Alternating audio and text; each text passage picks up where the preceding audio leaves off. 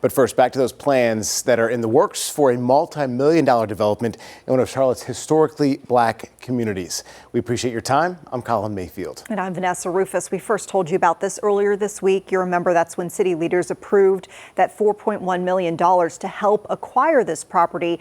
Tonight, though, we want to take a closer look at what the project could look like. WCNC Charlotte's Walker Lawson joining us live from the 5 Points area. Walker, so what's being proposed here?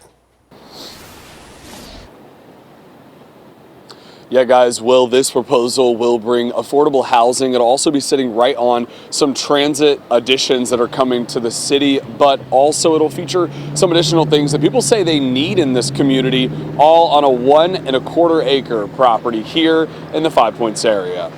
This railroad corridor is rich in history, legacy, and tradition.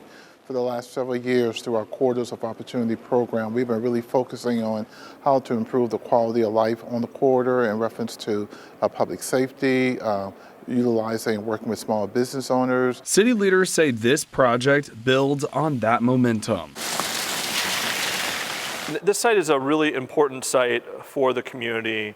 There at 5 Points, it's kind of the gateway up into the Beatties Ford community, where the city is making lots of investments. They're making lots of investments in the Beatties Ford corridor. They're making investments in the historic Excelsior Club. And so this is a community that has historically just been a center of African American life. Plans include a grocery store, a business incubator, and a strong focus on transit connections.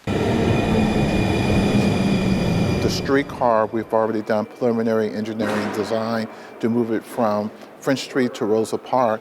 This is the big missing piece for economic development. A design that Warren Wooten, the city's assistant director of affordable housing, says will serve working families. Creating places that anyone would want to live, and just ensuring that there is some affordability in that place so that your nurses, your CNAs, your teachers can also benefit.